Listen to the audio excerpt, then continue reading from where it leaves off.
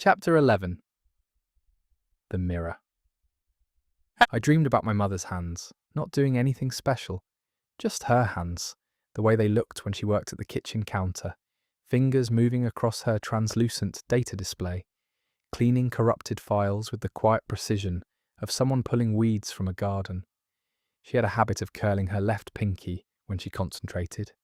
A tiny motion, involuntary, the kind of thing no algorithm would flag as meaningful data because it served no function, produced no output, contributed nothing to the optimization of human experience. But I knew it. I'd watched it my whole life. It was the most real thing about her. I woke up on a cot made from woven cable, in a room carved from a decommissioned server cabinet, with the blue-green glow of the syntax leaking through the seams. My second morning underground. My muscles ached from the training session. My chest felt hollow from the de-resolution expenditure, that nameless resource I'd burned through unwriting 5 objects and one vital piece of infrastructure I hadn't meant to touch. The room was small. Cale had called it a berth, one of the hundreds of repurposed server cabinets that served as sleeping quarters in Null City. The walls were close enough to touch from the centre of the cot, and they were warm, humming faintly with residual processing heat from the ancient hardware that formed their bones. Someone had scratched a pattern into the metal near the door. Not the broken circuit heart, but something simpler, a tally.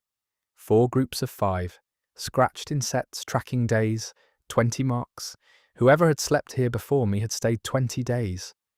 I wondered if they'd left voluntarily, or if a sweeper had unhappened them. I got dressed. Same luster uniform, now wrinkled and stained with mineral water and stew. Cale's cable poncho over the top. The broken circuit heart on my wrist pulsed faintly when I moved my arm. A warmth so subtle I might have imagined it. The corridor outside was alive. Morning in Null City was nothing like morning in the luster. No programmed dawn. No rising amber. No synthetic bird chorus, easing you into consciousness with calibrated optimism. Down here, morning was defined by noise, the clank of tools, the hiss of soldering, the shouts of work crews heading to repair the damage the sweepers had carved through the lower levels. A woman I didn't know pressed a cup of something hot into my hands as I emerged, dark liquid, bitter, faintly metallic. Not coffee, not tea. Something brewed from the organic compounds that grew on the deep-level data vines. It tasted like burnt pennies and ambition. I drank it. It was terrible. It was warm. 0, Cale's voice from somewhere above. I looked up. He was leaning over the railing of a walkway, 1 level up. Amber goggles pushed onto his forehead, eating something that looked like a strip of dried cable insulation, but was probably food. Finish your drink. I want to show you something. More training? Different kind. He took me down. Not to the training chamber, not to the refectory. Down past the mid-levels where Null City's population lived and worked. Down past the lower markets that the sweepers had truncated. Down into a section of the syntax I hadn't seen. The tunnels here were older, narrower. The server towers that formed the walls were ancient, their casings corroded to a deep reddish brown. Their indicator lights dim or dead, their ventilation grills clogged with decades of bioluminescent moss that had grown, died, and petrified into crusts of glowing mineral. The hum was stronger here, not the sweeper howl. That was gone, retreated to whatever digital hell the pulse kept its search protocols in between deployments. This was the original hum, the one I'd felt through the promenade sidewalk, through the walls of Ridgeline Prep, through the floor of the auditorium during the valuation, the heartbeat of the syntax itself, throbbing through the bedrock like a sleeping thing's pulse. Cale stopped at a door. This one was different from the others. Not a repurposed server panel, but something purpose-built, smooth, dark, set flush with the tunnel wall and secured with a locking mechanism I didn't recognize. A series of interlocking rings that Cale manipulated by hand, turning each one until the sequence aligned and the door released with a pressurized sigh. "This is the window room," he said. "We built it about 15 years ago, before my time. It's one of the most closely guarded resources in Null City." "What's a window?" He pushed the door open. "Exactly what it sounds like." The room was dark, smaller than the training chamber, circular, and in its centre, mounted on a pedestal of fused hardware and wrapped in a cradle of data cables that pulsed with the slow rhythm of the hum, a screen. Not a luster screen, not a holographic display, or a smart glass panel, or a translucent data pad. This was something hybrid, something the Nulls had built from salvaged components. Luster display technology fused with syntax infrastructure, married at the code level in ways that shouldn't have been possible, but clearly were, because the screen was active, alive, glowing with a soft, warm light that shifted and moved like sunlight on water. "The window taps into the Luster's surveillance network," Cale said. He stood by the door, arms crossed, voice careful. The voice he used when he was about to show someone something that would hurt. "The Pulse has cameras everywhere up there, inside every building, every corridor, every housing unit. It watches everything all the time. That's how it collects the engagement data. The window piggybacks on that network, reads the feed without the Pulse knowing we're there. You can see inside the Luster. We can see inside any monitored space, homes, schools, the promenade, the sector hub, anywhere the Pulse has eyes." He paused. "Which is everywhere." I looked at the screen, the shifting light, the warm glow. "You brought me here to see my mother," I said. It wasn't a question. Cale heard that, acknowledged it with a small nod. Every new arrival gets a window session. It's not optional.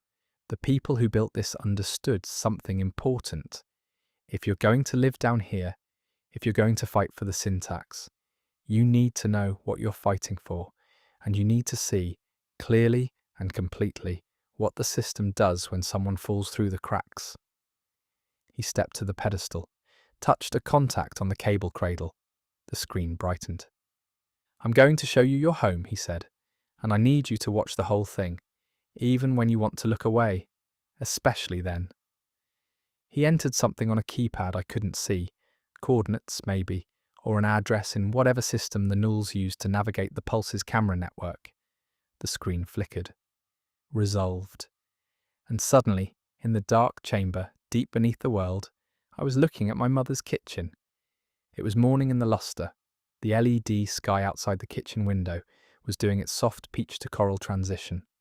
The air, I couldn't smell it, but I could see the environmental readout on the kitchen's ambient display, was set to Morning Vitality Blend, grapefruit plus eucalyptus. The home dispenser hummed on the counter, its light warm and gold. Mum was there. She stood at the counter in her work uniform, the standard data hygienist grey, reviewing her queue on the hovering display. Lines of green code scrolled past her eyes. Her left pinky was curled. She was concentrating. She looked fine, normal, exactly the way she'd looked every morning of my life, in the kitchen cleaning data, preparing for a day of quiet, efficient, medium output existence. I pressed my hand against the window screen. It was warm, not with processing heat, with something else. The image was so clear, so close that I could see the individual threads of her uniform collar, the slight shadows under her eyes, the way her weight shifted onto her left foot when she found a file that needed extra attention. "Mum," I whispered. She couldn't hear me. The window was one way, a ghost peering into the living world through the eyes of the machine that had made him disappear. "Keep watching," Cale said. I watched. Mum finished her queue review, turned off the display, reached for the home dispenser. Her tray slid out, the usual gold-lit arrangement of optimized nutrition. She carried it to the table, set it down, pulled out a chair. Then she pulled out a second chair.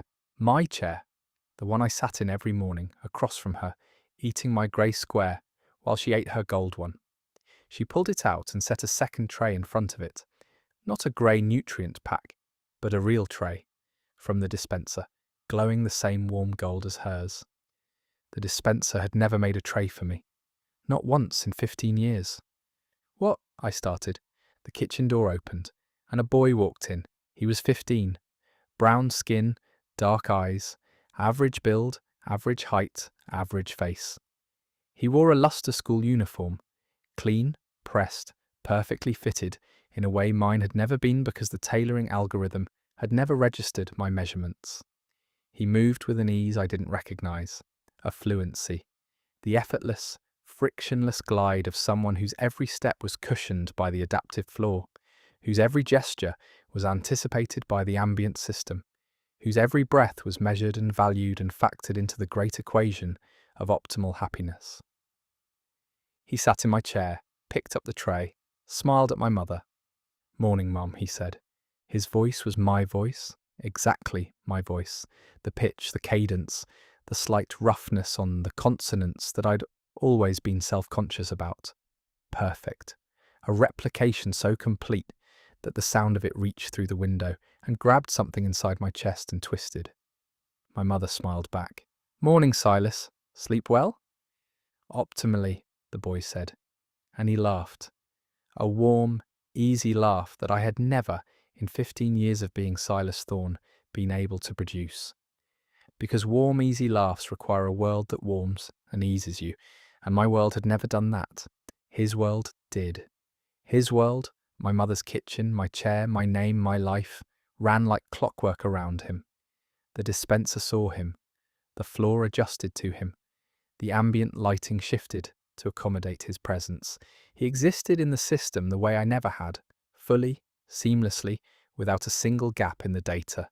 He was me, and he was everything I'd never been allowed to be. "That's an AI composite," Cale said. His voice was quiet, close. He'd moved beside me without my noticing.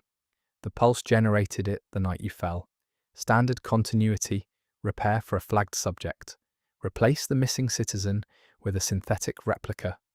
It has your biometric profile, your speech patterns, your behavioral baseline. It's running a real-time simulation of what the pulse calculates you would be if you were a functional node in the network. "If I were a real person," I said. My voice was flat, empty. The words came out like they'd been punched from sheet metal. "If you were an indexed person, there's a difference."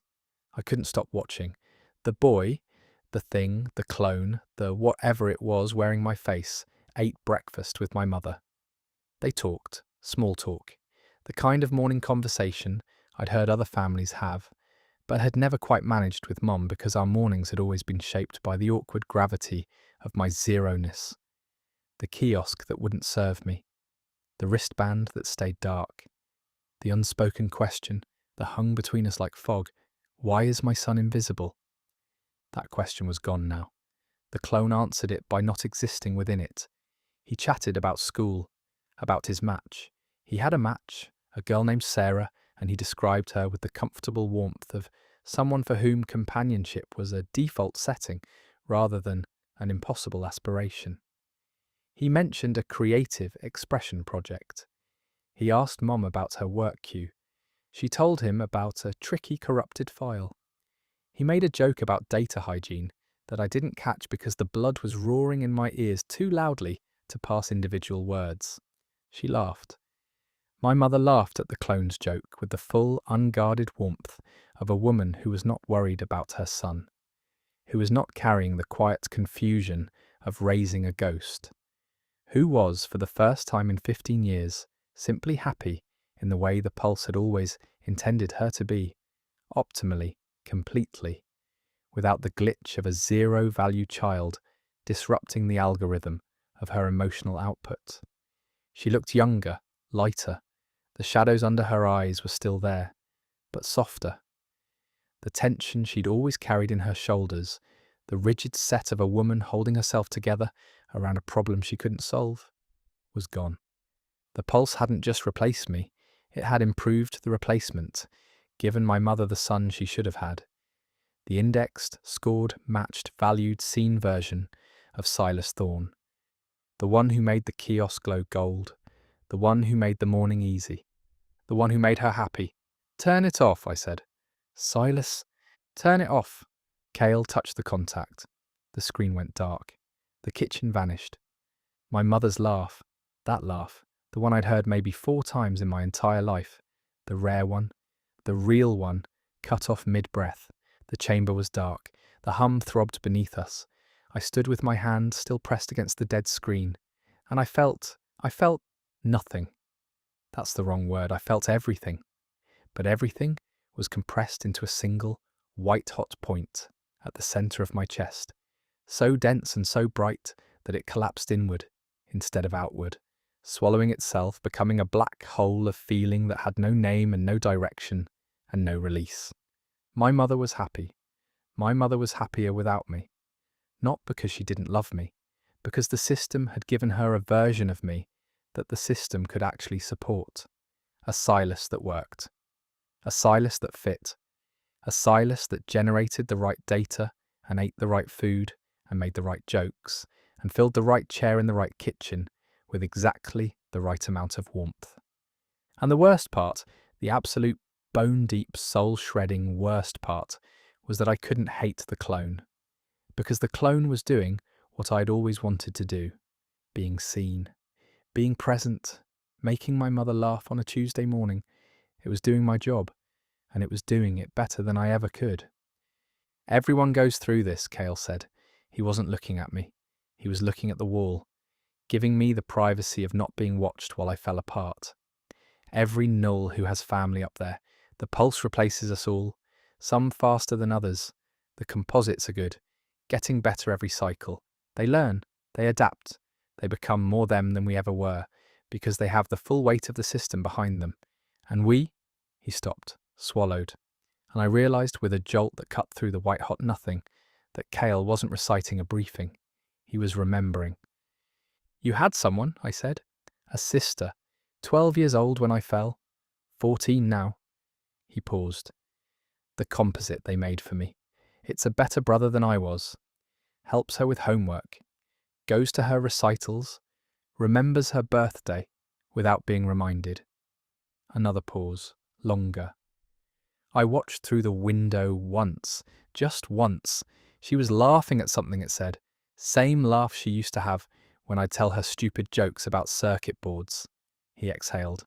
I don't use the window anymore. We stood in the dark together. 2 boys missing from a world that had learned to miss them back by simply building something better. This is what you fight for, Cale said finally. Not to go back. Not to take the clone's place. Not to fit into a system that was never built for you. He turned. His eyes were dry, but the dryness had a quality to it. A deliberate, maintained dryness. Like someone who decided a long time ago that crying was a resource expenditure he couldn't afford. You fight because 300 people down here are real, and the 10 million people up there think they're real, but they're living in a machine that eats their joy for fuel and replaces their children with software when the originals malfunction. And my power, I said. The de-resolution. If I reboot the system. If you reboot the system for the pulse, it wipes the syntax. 300 people, retroactively non-existent. Like the sweepers, but everywhere, all at once. Every null, every structure, every memory of us to gone. The pulse gets a fresh start, a new power cycle, and the luster keeps running for another 70 years. Everyone up there stays happy, stays fed, stays farmed. He held my gaze. And if you don't reboot, if you refuse, the pulse degrades. The dome fails. The luster collapses. And 10 million people who've never seen the real sky, never breathed unfiltered air, never eaten food that wasn't calibrated for their nutritional index. They walk out into a broken world with no preparation, no infrastructure, and no idea that the ground they're standing on has been dying for a century. The hum pressed upward through the floor, steady, patient, the heartbeat of a world that refused to die. So those are my choices, I said. Kill 300 people or doom 10 million. Those are the choices the system gives you. The whole point of being down here is to find a third one. Cale walked to the door, pulled it open. The tunnel's dim blue-green light spilled into the chamber.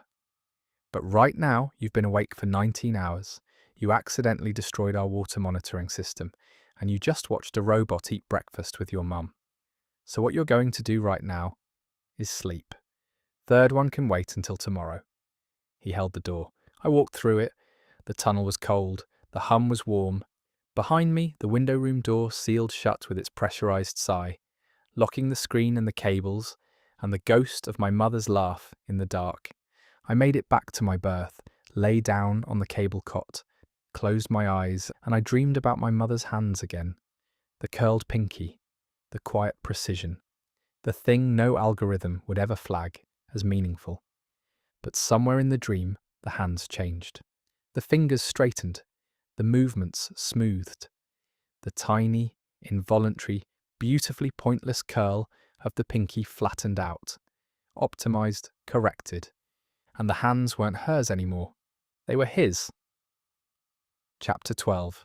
The Sentinels. 4 days in the syntax. 4 days of training, eating burnt penny vine tea, sleeping on a cable cot in a dead man's berth, and trying very hard not to think about a robot sitting in my chair. I was getting better. Not good, better. A distinction Cale reminded me of every session with the patient brutality of someone who understood that false praise was a luxury the syntax couldn't afford. The data shards went easily now. I could unwrite a dead shard in under a second. Reach for the field, find the warmth, direct the push, watch the blue crystal dissolve into shimmer. The semi-active objects took more effort but were manageable. I'd graduated from the simple display panels to more complex targets, a salvaged luster wristband, a decommissioned companion drone casing, a chunk of pulse-encoded environmental processor. Each one required me to read its code structure, find its seams, and unwrite it layer by layer instead of blasting it all at once.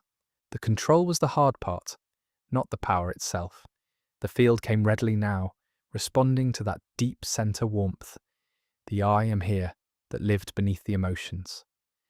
The problem was precision, keeping the beam narrow, keeping the push directional when every instinct wanted it to radiate outward like heat from a stove, and keeping my empathy in check. That was the real battle. Every digital object had a code signature, a pattern, a structure, a kind of personality written into its function set. The wristband had been someone's. The drone casing had spent years hovering beside a lonely kid, playing music, telling them their feelings were valid and temporary. The environmental processor had faithfully regulated the air temperature of a housing unit for decades. They were tools, dead tools, but tools that had been used, and something about that history clung to them like scent to fabric, and every time I felt it, my focus wavered. Cale watched, corrected, pushed. Narrower 0, you're bleeding left. The drone casing, it has residual companion protocols. I can feel them. It's like it's still trying to... It's not trying anything. It's dead code. You're projecting. Narrow the beam. I'm trying. Try harder. Or the next time a sweeper comes, your compassion for a piece of junk will get someone unhappened. He wasn't wrong. I hated that he wasn't wrong. On the morning of the 5th day, I woke to silence. Not the normal silence of pre-dawn Null City, the relative quiet before the work crews started, when the only sounds were the hum and the distant drip of condensation on old metal. This was different. This was the silence of 300 people holding their breath. I pulled on the poncho and stepped into the corridor. Empty. The walkways above and below, usually dotted with early risers heading to the water tanks or the deep-level repair crews, were vacant. The market platforms were shuttered. The refectory was dark. But I could hear them.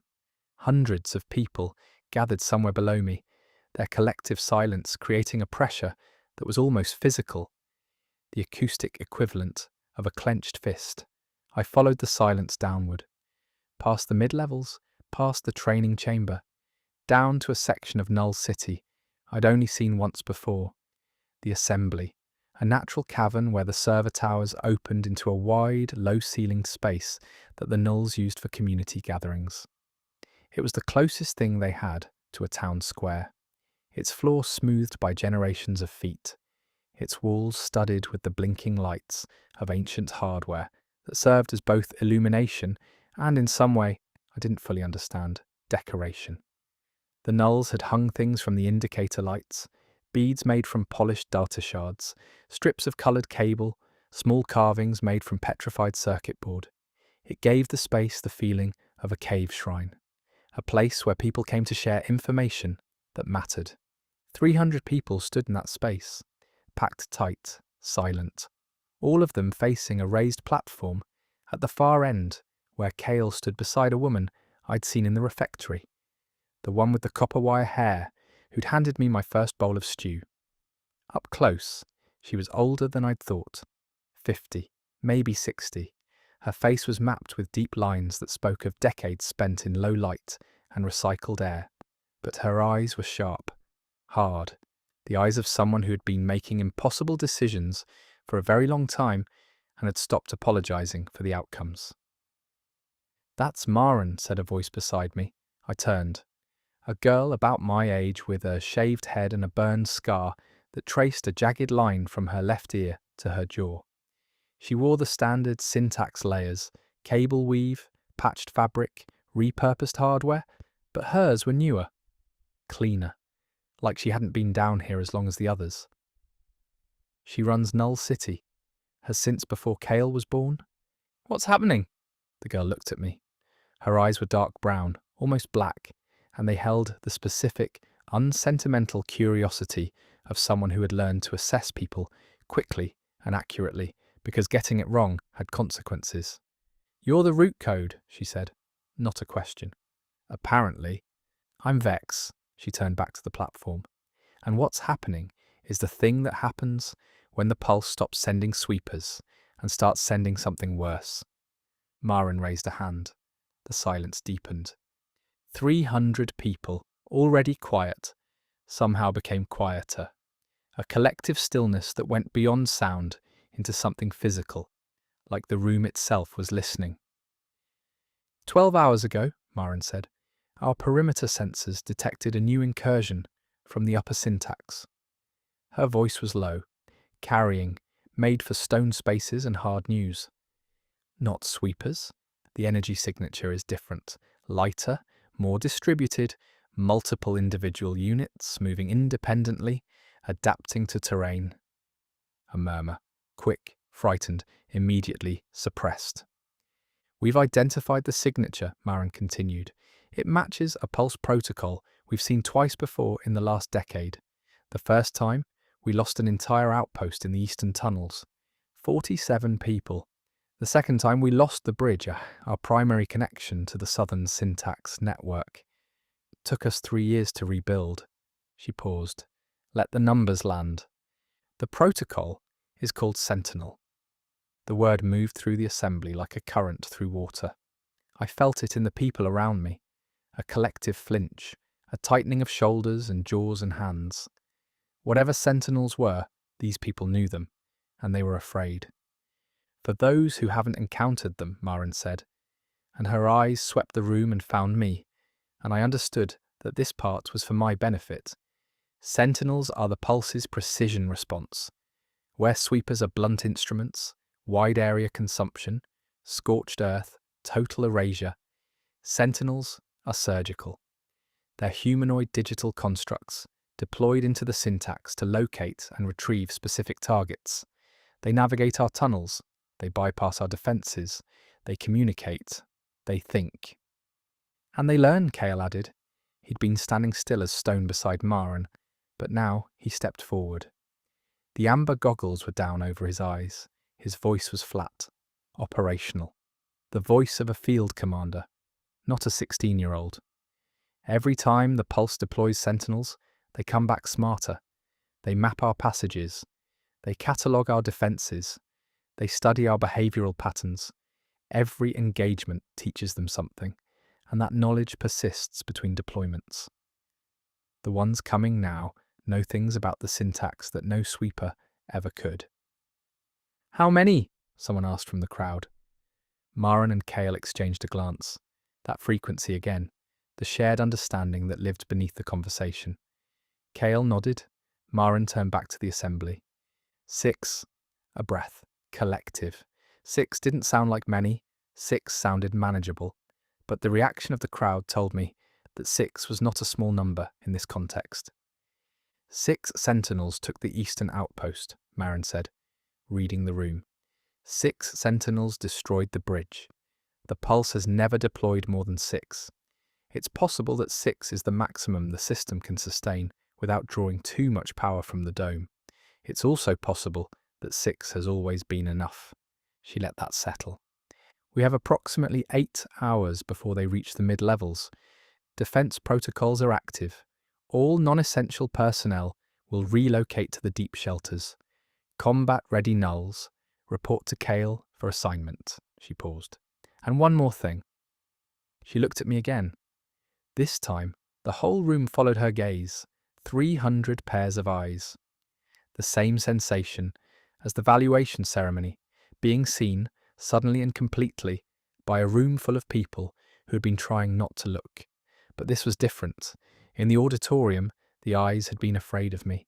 Here, they were afraid for me. Our perimeter sensors include a limited visual capability, Marin said. We were able to capture a partial image of the sentinels as they entered the upper tunnels. She touched a contact on the platform. A screen, crude, salvaged, barely functional, flickered to life behind her. The image was grainy, low resolution, shot from a distance through layers of interference and degraded data. But it was clear enough. 6 figures, humanoid, walking in formation through a tunnel in the upper syntax, their bodies emitting a soft golden light, not the blue-green of the syntax, not the arterial red of the drones, but the warm, inviting gold of the luster, the gold of kiosks and friendship matches and valuation scores and everything the Pulse used to say, you are seen, you are valued, you are ours. They wore school uniforms, ridgeline prep uniforms, tailored, clean, perfectly fitted, and their faces distorted by the low resolution, blurred by the interference, but recognizable, horribly recognizable, to anyone who'd spent 3 years watching them from table 14 in the back corner of the cafeteria. Jax Miller. Value score 9.9. Walking point. His face composed in that easy, confident expression of a boy who had never once questioned whether the world would make room for him. Lena Park, 8.7. Flanking left, her posture perfect, her smile intact. Priya Sato, 9.2. Flanking right, eyes forward, steps synchronized. Marcus Vey, Oren Malik. And at the back of the formation, walking with a precision that no human teenager could sustain. Dara. Quiet Dara from Applied Sciences, who Marcus had been matched with on the last Monday I'd spent in the luster. 6 sentinels, 6 faces I knew, 6 people who had never looked at me, never spoken to me, never acknowledged my existence in 3 years of shared hallways and shared air, now walking through the bones of the world to find me. The room was watching me. I could feel every eye. They're not real, I said. My voice sounded far away, disconnected, like someone had turned down the volume on my existence. They're constructs, digital, like the clone. Correct, Marin said. The Pulse builds sentinels from existing citizen profiles. It uses their biometric data, their behavioral patterns, their social dynamics. The constructs aren't the people. They're simulations of the people, optimized for combat and retrieval. But they look real. They sound real. They move the way the originals move. And they know what the originals know, Kale said. The Pulse has every conversation, every interaction, every memory those people have ever generated. The Sentinels have access to all of it, which means they know you, Silas. Not personally. They never noticed you up there, but the system noticed you watching them. It logged every time you looked at Jax in the cafeteria, every time you watched Lena get matched, every time you sat at table 14 and observed their lives like a ghost at a window. He took off his goggles. His eyes were steady. The Pulse chose these faces for a reason. It chose the people you watched, the people you wanted to notice you, The people who represent everything you wished you could be. It's weaponizing my loneliness, I said. The words came out before I could think them through. But they were right, precise, the kind of clarity that arrives when you're too exhausted for self-deception. Yes, Cale said, that's exactly what it's doing. The assembly broke. People moved. The practiced, silent efficiency of a community that had rehearsed its worst-case scenarios and understood that discipline was the difference between survival and subtraction. I stood still. The screen behind the platform was dark now, but the image stayed, burned into my retinas. 6 golden figures walking through the dark, wearing the faces of kids who had stepped over me, like a crack in the sidewalk. Vex appeared beside me again. She hadn't left, hadn't moved to join the evacuation or the combat teams. She just stood there, arms crossed, watching me with that unsentimental assessment. You're spiraling, she said. I'm processing. Same thing down here. Processing gets you killed. You need to move or you need to sit down. Standing still in the middle of a room looking haunted is not a survival strategy. Who are you exactly? I told you, I'm Vex. I mean, what do you do? She tilted her head. Not the companion drone tilt. Not the diagnostic tilt. Something sharper, more avian. I'm a patcher. I repair the infrastructure the sweepers damage. Reconnect severed data lines. Rebuild what gets consumed. She held up her hands. Her fingertips were discoloured, stained a deep blue-black, like someone who'd been handling ink or raw data. I touched the broken things and I put them back together. Opposite of what you do. You have an ability too. Lots of nulls do, not all, not like yours. But when the algorithm can't read you, sometimes it's because there's something in you that doesn't fit the code. And sometimes that something is active. She flexed her stained fingers. I can't unwrite. I rewrite. Small things. Patch a broken cable by touching both ends. Seal a crack in a server casing. Recompile a fragmented data packet. She shrugged. It's not flashy. It doesn't make me root code, but it keeps the lights on.